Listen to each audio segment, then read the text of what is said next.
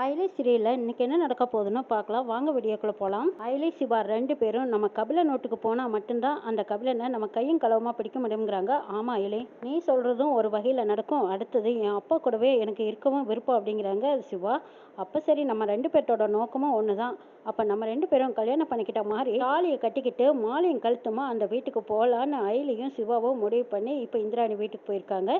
இந்திராணி வீட்டில் எல்லாருமே இருக்கும்போது அங்கே இந்திராணி முதற்கொண்டு எல்லாரும் அயலியும் சிவாவையும் பார்க்குறாங்க. பார்த்துட்டு எல்லாரும் அதிர்ச்சி அடைகிறாங்க. அங்கே அயலியும் சிவாவும் மாலையும் கழுத்துமா வந்து நிற்கிறத யாருமே எதிர்பார்க்கல. ஆனால் இவங்க ரெண்டு பேரும் ஒரு திட்டத்தோடு வந்திருக்கிறத பார்த்து அவங்க யாருக்கும் இது புரியாமல், என்ன அயலி இது, நேற்று வரைக்கும் ரெண்டு பேரும் ஃப்ரெண்ட்ஸாக இருந்தீங்க, இன்னைக்கு இப்போ மாலையும் கழுத்துமா வந்து நிற்கிறீங்க, என்ன கல்யாணம் பண்ணிக்கிட்டீங்களான்னு கேட்குறாங்க. நேற்று தானே தங்கச்சியோட கல்யாணம் நடந்தது, அதுக்குள்ளே அக்காக்காரி என்ன இப்படி கல்யாணத்தை பண்ணிக்கிட்டு வந்து அதுவும் இங்கே வந்து நிற்கிறாளேங்கிறாங்க. ஆளுக்கு வாய்க்கு வந்தபடி கோபத்தோடு பேசிகிட்டு இருக்காங்க. ரித்திகா உடனே அங்கே செல்லம்மாவுக்கும் ஜமுனாவுக்கும் ஃபோன் பண்ணி வர சொல்கிறாங்க. அம்மா, அயலி கல்யாணம் பண்ணிக்கிட்டு அதுவும் இங்கே வந்து நிற்கிறான்னு சொல்கிறாங்க. இதை கேட்டதும் ஜமுனாவுக்கும் செல்லம்மாவுக்கும் வருதே ஆத்திரம். அடிப்பாவி, என்னடி இது, தங்கிக்காவுக்கு கல்யாணம் ஆயிடுச்சுங்கிற பொறாமையில் இவ்வளோ சிவாவை இழுத்துக்கிட்டு போயிட்டாளான்னு பேசிக்கிறாங்க. நேற்று கல்யாணம் முடிஞ்சு இன்னைக்கு என் கழுத்தில் இருக்கிற மஞ்சள் ஏறுங்கூட காயல. ஆனால் அதுக்குள்ளே அயலி என் மேலே பொறாமப்பட்டு கல்யாணத்தை பண்ணிக்கிட்டு இதே வீட்டில் வந்து நிற்கிறம்மா. என் மாமியார் ஒரு மாதிரி, அதுக்கேற்ற மாதிரி இவங்க வந்து நிற்கும்போது அவங்க இன்னும் என்னெல்லாம் என்னை பேசுவாங்க. என்னோட வாழ்க்கையில் மண்ணள்ளி போடணுன்னே நினச்சிட்டா இந்த அயலி. இப்படி ஒரு காரியத்தை பண்ணுவான்னு நான் நினச்சி கூட பார்க்கல. என்ன நடக்க போதோ எனக்கே தெரியல அப்படின்னு சொல்லி ரித்திகா சொல்லவும், ரித்திகா நீ ஒன்றும் கவலைப்படாதடி, நாங்கள் அங்கே வரோம் அப்படின்னு சொல்லி ஜமுனாவும் செல்லம்மாவும் ஆட்டோ பிடிச்சி வந்துட்டு இருக்கிறாங்க. தேவநாயகி வந்து கேட்குறாங்க, என்ன அயலி, கல்யாணம் பண்ணிக்கிட்டு இங்கே எதுக்காக வந்த, நீ உங்கள் வீட்டுக்கு தானே போயிருக்கணும். உன் தங்கச்சிக்கு கல்யாணம் முடிஞ்ச கையோட உனக்கும் கல்யாணம் பண்ணிக்கணும்னு ஆசை வந்துருச்சா, அதான் சிவாவை கல்யாணம் பண்ணிக்கிட்டியா, யாரோட சம்மதம் இல்லாமல் இப்படி அவசரப்பட்டு கல்யாணம் பண்ண வேண்டிய அவசியம் என்ன, சரி பண்ணனதா பண்ண, உங்கள் வீட்டுக்கு தானே நீ போயிருக்கணும், இங்கே எதுக்காக வந்த, ரித்திகா தான் எங்கள் வீட்டு மருமக, நீ கல்யாணத்தை பண்ணிக்கிட்டாலாம் எங்கள் வீட்டில் வந்து தங்கணுங்கிற அவசியம் இல்லை, நாங்கள் சேர்த்துக்க போகிறதும் இல்லைங்கிறாங்க தேவநாயகி. நீங்கள் சொல்கிறதுலையும் கேட்கறதுலையும் நியாயம் இருக்குது, ஆனால் எங்கள் வீட்டில் எங்கள் ரெண்டு பேர்த்தோட கல்யாணத்தையும் ஏற்றுக்க மாட்டாங்க. அதனால தான் நாங்கள் திடீர்னு முடிவெடுத்து இப்படி கல்யாணத்தை பண்ணிட்டு இந்திராணி மேடத்தை நம்பித்தான் நாங்கள் இந்த வீட்டுக்கு வந்திருக்கோம்னு சொல்கிறாங்க அயலி. அடிப்பாவி, இந்திராணி ஏதோ ஒரு பேச்சுக்காக சொல்லியிருப்பா, அதுக்காக கல்யாணத்தை பண்ணிக்கிட்டு இங்கேயே வந்து நிரந்தரமாக தங்கிடலான்னு வருவீங்களா, இது என்ன சத்திரமா இல்லை சாவடியா, வர்றவங்க போகிறவங்க கல்யாணம் பண்ணிக்கிட்டு இங்கே வந்து தங்குறக்குங்கிறாங்க தேவநாயகி. இந்திராணி மேடம் எங்ககிட்ட ஏற்கனவே சொல்லியிருக்காங்க, உங்கள் காதில் வீட்டில் ஏற்றுக்கலைன்னா நிச்சயமாக உங்கள் ரெண்டு பேர்த்தோட கல்யாணத்தை நானே செஞ்சு வைக்கிறேன், என் வீட்டில் நான் உங்களுக்கு இடம் தரேன், நான் உங்களுக்கு சப்போர்ட்டாக இருக்கேன்னு என்னை ஆதரிக்கிறதா அவங்க சொன்னதுனால தான் இப்போ அவங்கள நம்பி நாங்கள் ரெண்டு பேரும் கல்யாணத்தை பண்ணிக்கிட்டு இந்திராணி மேடத்தை நம்பித்தான் நாங்கள் வந்திருக்கோன்னு உறுதியாக சிவாவும் அயலின்னு சொல்கிறாங்க. இந்திராணி கேட்குறாங்க, இதை பாரு அயலி, நான் சொன்ன விதம் வேறு, ஆனால் இப்போ நீங்கள் நடந்துக்கிற விதம் வேறு, நான் சொன்ன வார்த்தைகளை நீங்கள் தப்பாக யூஸ் பண்ணிக்கிட்டீங்க, ஆனால் நீங்கள் கல்யாணத்தை பண்ணிக்கிட்டு இங்கே வந்திருக்க கூடாதுங்கிறாங்க இந்திராணி. அயலியோட வீட்டிலேருந்து எல்லாருமே வந்துடுறாங்க. வந்ததும் இங்கே அயலியும் சிவாவும் நிற்கிறத பார்த்ததும் செல்லம்மாவும் ஜமுனா கண்ணில் அப்படியே நெருப்பொறி பறக்குது. வந்ததும் அயலியோட கழுத்தில் இருக்கிற தாலியை தூக்கி பார்க்குறாங்க. எவ்வளவு தைரியம் துணிச்சல் இருந்தால் வீட்டுக்கே தெரியாமல் அதுவும் இவனை இழுத்துக்கிட்டு போய் கல்யாணத்தை பண்ணி வந்து நிற்ப, அதுவும் இங்கே வந்து நிற்கிறியா அப்படின்னு சொல்லி ஜமுனா அடி அடின்னு அடிக்கிறாங்க. அயலியை அடி வாங்கிக்கிட்டு அமைதியாக நிற்கிறாங்க அயலி. பத்மா ஓடி வந்து இதை தடுத்து நிறுத்தி, அயலி என்னம்மா இப்படி அவசரப்பட்டுட்டியே, ஒரு வார்த்தையாவது நீ எங்ககிட்ட சொல்லியிருக்கணுமல்ல, நீங்கள் ரெண்டு பேரும் சேரணுங்கிறது என்னோட ஆசை தான், ஆனால் அதுக்காக திடுத்துப்புன்னு இப்படி போய் கல்யாணம் பண்ணிக்கிட்டீங்களேன்னு பாட்டி வருத்தப்படுறாங்க. பாட்டி என்ன செய்யறது, என்னோட சூழ்நிலை அப்படி அமைஞ்சிருச்சுங்கிறாங்க அயலி. சரிம்மா, நீ கல்யாணம் பண்ணிக்கிட்டதெல்லாம் சரி, நீ நம்ம வீட்டுக்கு வந்திருக்க வேண்டியதானே, நாங்கள்லாம் இருக்கோம் இல்லைங்கிறாங்க பாட்டி. பாட்டி நீங்கள் எல்லாம் இருக்கீங்க, இருந்தாலும் நான் கல்யாணத்தை பண்ணிக்கிட்டு அந்த வீட்டுக்கு வந்திருந்தா நிச்சயமாக சித்தி ஏற்றுக்க மாட்டாங்க, அப்பவும் எங்களை வெளியே வரட்டு தான் போகிறாங்க, அதனால தான் நாங்கள் இந்திராணி மேடத்தை நம்பி நாங்கள் இந்த வீட்டுக்கு வந்துட்டோங்கிறாங்க அயலி. இதை பாருமா, நான் சொன்ன விதம் வேற, நீ புரிஞ்சுக்கிட்ட விதம் வேற, திடுத்துப்புன்னு போய் கல்யாணத்தை பண்ணிக்கிட்டு நான் இருக்கேன்னு சொல்லி வந்து நிற்கிறது எல்லாம் தப்புங்கிறாங்க இந்திராணி. இதை பாரு இந்திராணி, ரித்திகா தான் நம்ம வீட்டு மருமக, இவளையெல்லாம் நம்ம மருமகளை ஏற்றுக்கவே முடியாது, மரியாதையா இவங்க வந்து அந்த வீட்டுக்கு தான் போகணும், இந்த வீட்டு வாசலில் நின்றுக்கிட்டு நம்ம மான மரியாதையை கெடுக்க வேண்டாம், நீ முடிவாக சொல்லிடு, அவங்களை இங்கேருந்து விரட்டி விடுங்கிறாங்க தேவநாயகி. இதை பாருடி, நீங்கள் ரெண்டு பேரும் மாலையும் கழுத்துமா வந்து நின்னா மட்டும் இந்த வீட்டில் நாங்கள் ஏற்றுக்குவோன்னு நினைக்காதீங்க, ஆனால் பார்க்குறவங்க எங்களை தான் காரி துப்புவாங்க, மரியாதையாக இங்கேருந்து போங்கங்கிறாங்க. அயலி சிவா ரெண்டு பேரும் இந்திராணி கிட்ட தனியாக பேசணுங்கிறாங்க. தனியாக போய் பேசிகிட்டு இருக்காங்க. இன்னும் என்னடி தனியாக போய் பேச போகிற, ஏன் இந்திராணியோட மனசை மாற்ற போறியா, அதெல்லாம் ஒன்றும் நடக்காது, இவங்க ரெண்டு பேர்த்தையும் வெளியே அனுப்பி ஆகணும் இந்திராணிங்கிறாங்க தேவநாயகி. அந்த பக்கம் ஜமுனாவும் செல்லம்மாவும் சொல்கிறாங்க, இவங்க ரெண்டு பேரும் இப்படியே வீட்டுக்கு வரக்கூடாது, எங்கள் மான மரியாதையை கெடுத்துடுவாங்க, அயலி ஒழுங்கு மரியாதையை அவன் கட்டின தாலியை கழட்டி வீசிட்டு வரதா இருந்தால் வா, இல்லைன்னா என்னை இப்படியே கொல்லாத கொடுமை பண்ணாத, நான் செத்தே போயிடுவேன் அப்படின்னு சொல்கிறாங்க ஜமுனா. அத்தை நீங்கள் கொஞ்சம் பொறுமையாக இருங்க, அயலிக்கிட்டையும் சிவா கிட்டையும் நான் பேசுகிறேன்னு சொல்லி இந்திராணி அவங்க 2 பேர்ட்டையும் தனியாக கூட்டிகிட்டு வந்து பேசுகிறாங்க. அயலி, சிவா, இப்போ நீங்கள் உண்மையை சொல்லுங்கள், நீங்கள் 2 பேரும் கல்யாணம் பண்ணிக்கிட்டு இந்த வீட்டுக்கு திட்டம் போட்டு தானே வந்திருக்கீங்க, அப்படி என்ன திட்டம் போட்டு வந்திருக்கீங்கன்னு கேட்குறாங்க இந்திராணி. மேடம், நாங்கள் 2 பேரும் கல்யாணம் பண்ணிக்கல, நானாக இந்த தாலியை எடுத்து கட்டிக்கிட்டு தான் வந்திருக்கேன். ஆனால் சிவா பண்ணின காரியத்தினால தான் நாங்கள் இந்த வீட்டுக்கு வரும்படி ஆயிப்போச்சுங்கிறாங்க அயலி. ஐயோ, என்னது உண்மையை உடைக்கிறாள் அப்படின்னு சிவா பார்க்குறாங்க. அப்போ அயலி சொல்கிறாங்க, ஆமாம் மேடம், சிவா பண்ணின காரியத்தினால தான் நான் இங்கே வர வேண்டிய சூழ்நிலை ஆயிடுச்சுங்கிறாங்க.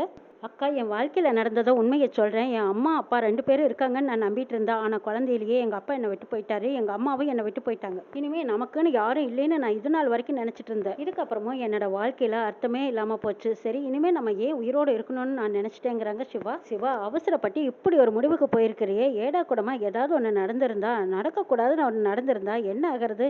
ஏன் இப்படி அவசரப்பட்டு இப்படி ஒரு முடிவு எடுத்த அப்படின்னு கேட்குறாங்க இந்திராணி. அதாவது மேடம், உதய பெருமாள் தான் என்னோட அப்பாங்கிறது எனக்கு நல்லா தெரியும். ஆனால் அவர் ஏன் ஏற்றுக்க மறுக்கிறாருன்னு தான் எனக்கு புரியலைங்கிறாங்க. நான் உங்ககிட்ட சொல்லும்போது கூட நீங்களும் அதை ஏற்றுக்கல, நம்பவும் இல்லை.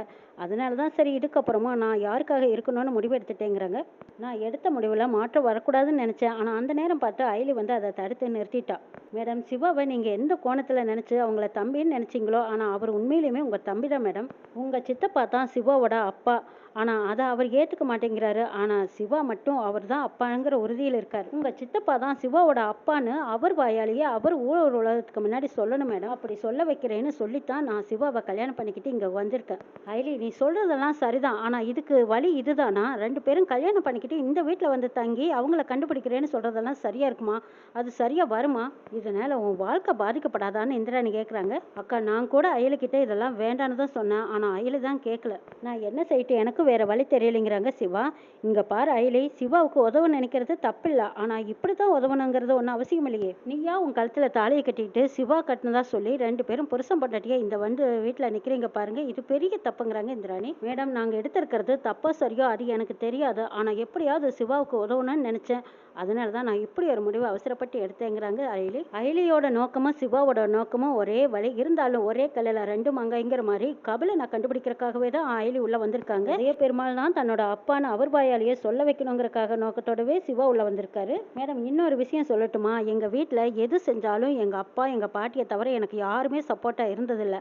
ஆனால் அடுத்தது எனக்கு சிவா மட்டும்தான் சின்ன வயசுலேருந்து ரொம்ப சப்போர்ட்டாக இருப்பார். ஒவ்வொரு தடவையும் சிவா தான் எனக்கு ரொம்பவே ஆறுதலாகவும் சப்போர்ட்டாகவும் இருந்தார். நான் ஒவ்வொரு நிமிஷமும் ஏந்தா அந்த உலகத்தில் வாழணுமோன்னு நினச்ச போதெல்லாம் எனக்கு கை கொடுத்து உதவுனவரே சிவா தான்.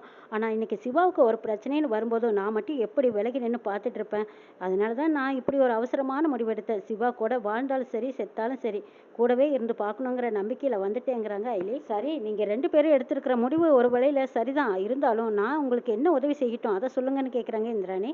ஏன், நாங்கள் 2 பேரும் இந்த வீட்டில் கொஞ்ச நாள் தங்கிக்கிறோம், எங்களுக்கு தங்குறதுக்கு நீங்கள் இடம் கொடுத்தீங்கன்னா போதுங்கிறாங்க அயலி. இன்னொரு முக்கியமான விஷயம், உங்கள் சித்தப்பா தான் நம்ம சிவாவோட அப்பாங்கிறத ஆதாரத்தோட நிரூபிப்பாங்க மேடம். அதுக்கும் நீங்கள் சான்ஸ் கொடுக்கணுங்கிறாங்க. நீயும் சிவாவும் எடுத்திருக்கிற முடிவில் இருந்து நான் பின்வாங்க வரல. சரி, நீங்கள் 2 பேரும் எங்கள் வீட்டிலே தங்கிக்கலாம். ஆனால் உங்களுக்கு ஒரே மாதத்துக்கு மட்டும்தான் நான் டைம் கொடுப்பேன். அந்த ஒரு மாதத்துக்குள்ள சித்தப்பா தான் சிவாவோட அப்பாவாங்கிறது நீங்கள் நிரூபிக்கணுங்கிறாங்க. மேடம், இன்னொரு முக்கியமான விஷயம், இந்த விஷயம் நம்ம 3 பேர்த்துக்கு மட்டும்தான் தெரியணும், வெளியில் யாருக்கும் தெரிய வேண்டாம்னு கேட்டுக்கிறாங்க அயலி. இந்திராணி அதுக்கு சம்மதம் சொல்கிறாங்க. அதுக்கப்புறம் சிவாவும் அயலியும் ரொம்பவே சந்தோஷத்தில் இருக்காங்க. இதை பாருங்கள், நான் உங்களுக்கு கொடுக்குற இடத்த நீங்கள் தப்பாக யூஸ் பண்ணிக்க கூடாது. ஒருவேளை நீங்கள் சொன்ன மாதிரி எங்கள் சித்தப்பா சிவாவுக்கு அப்பா இல்லைன்னா நீங்கள் பாட்டுக்கு பேசாமல் இங்கேருந்து கிளம்பி போய்கிட்டே இருக்கணும். அதுக்கப்புறம் வாதம் பண்ணிட்டு இருக்கிறது, அப்படி பேசி இப்படி பேசி அதை இதையும் நிரூபிக்கிறேன்னு சொல்லிட்டு இன்னும் எக்ஸ்ட்ரா டைம் கேட்குறதெல்லாம் வச்சுக்க கூடாதுங்கிறாங்க இந்திராணி. அக்கா, நீங்கள் இந்த அளவுக்கு எங்களுக்கு இடம் கொடுத்தது ரொம்ப பெரிய விஷயம். நான் கூடிய சீக்கிரம் அவர் தான் எங்கள் அப்பான்னு நான் நிரூபித்து காட்டுறேங்கிறாங்க சிவா. அப்படி ஒரு வேளை என்னால் நிரூபிக்க முடியலன்னா நாங்கள் பாட்டுக்கு சத்தம் இல்லாமல் போயிடுறோம், உங்களுக்கு எந்த பிரச்சனையும் வராதுங்கிறாங்க. 3 பேர் பேசி முடிச்சதுக்கு அப்புறமா தேவநாயகி சொல்கிறாங்க, இதை பார் இந்திராணி, இவங்க கிட்ட என்ன பேச்சுவார்த்தை வச்சுட்டு இருக்க? எதுக்காக உன்னை தனியாக கூட்டிகிட்டு போய் பேசுகிறாங்க? இதை பார் இந்திராணி, இது சரியில்லை. இவங்களா முடிவெடுத்து போய் கல்யாணத்தை பண்ணிக்கிட்டு வருவாங்களா? தங்குறக்கு இடமில்லைன்னா இங்கே வந்து தங்குறேன்னு சொல்லுவாங்களா? இது என்ன சத்திரமா? இதெல்லாம் நமக்கு ஒத்து வராது. மரியாதையை இவங்களை வெளியில் விரட்டிருங்கிறாங்க தேவநாயகி. சித்தி, இவங்க கொஞ்ச நாளைக்கு நம்ம வீட்டில் தான் இருப்பாங்க, அவங்க வீட்டில் ஏற்றுக்கிற வரைக்கும் இங்கேயே இருக்கட்டுங்கிறாங்க இந்திராணி. இதை கேட்டுதான் அங்கே இருந்த குடும்பத்தில் இருக்கிறவங்க அத்தனை பேரும் அதிர்ச்சி அடைகிறாங்க. என்னம்மா சொல்கிற? இவ தங்கச்சி இங்கே இருக்க வேண்டிய முறை தான், ஆனால் இவனும் இவனும் இங்கே எதுக்காக இருக்கணும்? இவங்களை வெளியில் விரட்டு, அவங்களுக்கு வீடு இல்லையா, வாசல் இல்லையா, இல்ல அவங்க அப்பா அம்மா தான் இல்லையா, போகட்டுங்கிறாங்க. இந்திராணி அயலுக்கும் சிவாவுக்கும் இந்த வீட்டுல இடம் கொடுத்தது பிடிக்காம ரித்திகா பேசுறாங்க. என்ன நினைச்சிட்டு இருக்கீங்க? உங்க இஷ்டத்துக்கு ஆளுக்கு இங்க யார வேணாலும் தங்க வைப்பீங்களா? அதுவும் இந்த அயலி இந்த வீட்டுல தங்குறத நான் ஒரு நிமிஷம் கூட பொறுத்துக்க மாட்டேன். மரியாதையா அவளை இங்கிருந்து வெளியில போக சொல்லுங்க.